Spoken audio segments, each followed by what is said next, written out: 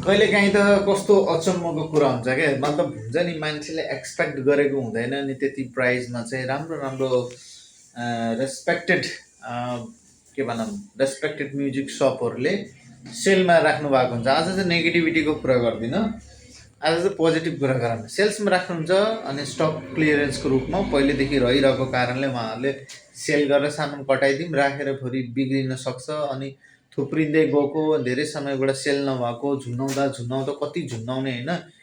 अनि उनीहरूले चाहिँ त्यो हटाएर नयाँ सामान लिएर आउनको लागि चाहिँ के गर्छ भनेपछि सस्तोमा सेल गरेर जुन चाहिँ पैसा जमेर बसेको छ होइन, बिजनेसको हिसाबमा हेर्दै गर्दा तपाईँले कुनै प्रोडक्टमा पैसा हाल्नुभयो, त्यो सेल भएन, अब नयाँ सामान आइसक्यो मार्केटमा, त्यो नयाँ सामान ल्याउनु त्यो कटाउनु पऱ्यो।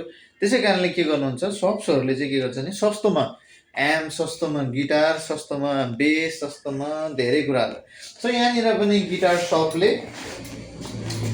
सपको यहाँ लोगो पनि छ। गिटार सपले चाहिँ सेलमा राखेको थियो, यो क्रिसमस ताका हो। अनि मसँग कुराकानी गर्नुभयो नि, त्यसमा उहाँले मसँग कुराकानी गर्यो मेरो कस्टमरले, अनि कतिको राम्रो छ के छ भनेर रिभ्यूहरूको बारेमा कुरा गर्नुभयो। मैले चाहिँ उहाँले यो देखाउँदा बित्तिकै आमा यो गिटार चाहिँ आइबिएनएसको राम्रो छ, लिनु भनेर भने है।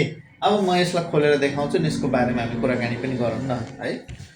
गिटार चाहिँ यहाँनिर छ अनि ब्युटिफुल पिस अफ वर्क होइन। आइबिएनएसको गिटारको बारेमा कुरै नगरौँ, यो कस्तो हुन्छ भनेर। So this is IBNS, you can see होइन। यो चाहिँ ओरिजिनल आइबिएनएसको एसटिजिआर सिरिज हो।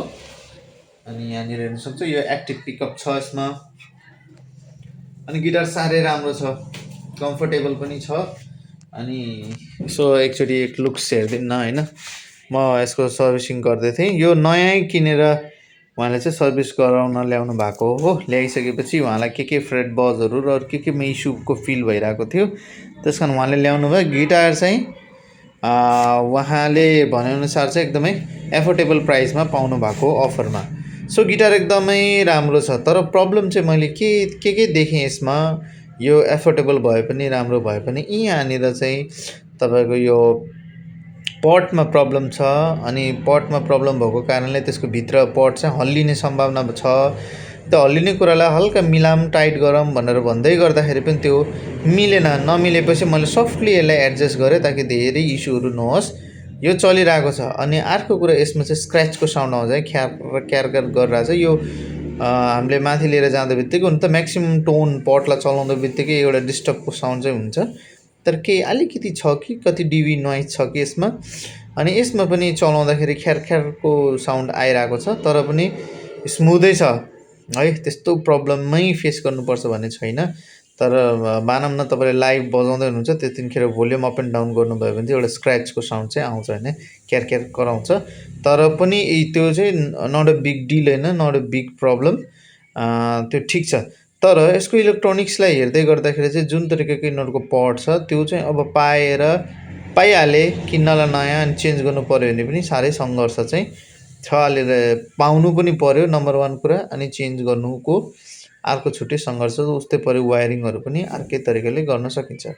अनि सायद यो स्ट्रिङहरू मध्येमा छ, यसमा चाहिँ यो चुटेर चेन्ज गर्नुभएको कि के हो थाहा भएन। यसको साउन्ड चाहिँ अर्कै छ, यिनीहरूको चाहिँ जेन्युन स्ट्रिङ भएर होला यिनीहरूको साउन्ड राम्रो छ। सो गिटार चाहिँ एकदमै मजाको, मलाई पनि एकदमै दामी लाग्यो।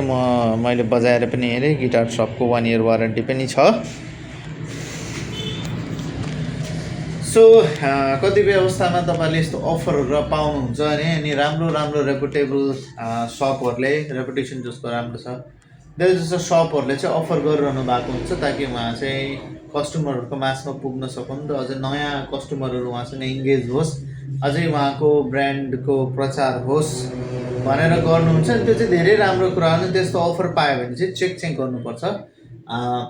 अब यस्तो हुन्छ, स्टक क्लियरेन्स भनेको के हुन्छ, रहिरहेको सामान थियो त्यसलाई चाहिँ हटाएर नयाँ सामान ल्याउने भन्ने विषयमा हो। त्यसमा चाहिँ केही इस्युहरू हुनसक्छ जो तपाईँले नोटिस नगरेको हुनसक्छ। त्यो चाहिँ तपाईँले, त्यसै कारणले मैले हिजो न अस्ति पनि हालेको त्यो भिडियो, त्यसमा चाहिँ तपाईँले प्लिज एकचोटि हेर्नुहोस् सामानलाई चाहिँ। अफर एकदम राम्रो। अब तपाईँलाई 16-17 हजारको गिटार 7,000 8,000मा आइरहेछ, स्टक क्लियरेन्सको नाममा आइरहेछ भनेपछि त्यसमा फल्टै छैन भन्न मिल्दैन। त्यो राम्रो हो तर तपाईँले छान्न पनि सक्नुपर्छ। राम्रोसित छानेर हेरेर त्यो अन्धाधुन्दा लिएर हुँदैन। त्यो कति समय त्यहाँ पसलमा बसेको हो।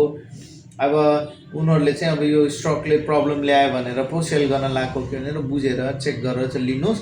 अनि यस्तो अफरहरू तपाईँले पाउनुभयो भने होइन, सस्तोमा दामी अफर पाएछ भने नडराइकन कति व्यवस्थामा अफर भ्यालिड हुँदा हुँदै गएर चाहिँ पिकअप गर्नुभयो भने तपाईँले अब भनौँ न 40-50 हजारको सामान पनि तपाईँले सस्तोमा 50% डिस्काउन्टमा पाउनुहुन्छ। अनि त्यस्तोमा चाहिँ के भन्छ मैले चाहिँ त्यसलाई के भनेर भन्छु नि, गिद्धे नजर हुन्छु अथवा चिलको जस्तै पुरै आँखा राखिरहनुपर्छ अनि तपाईँले त्यो अफरहरू चाहिँ पाउन सक्नुहुन्छ। थ्याङ्क यू सो मच यो इन्फर्मेसन तपाईँलाई भइहाल्यो।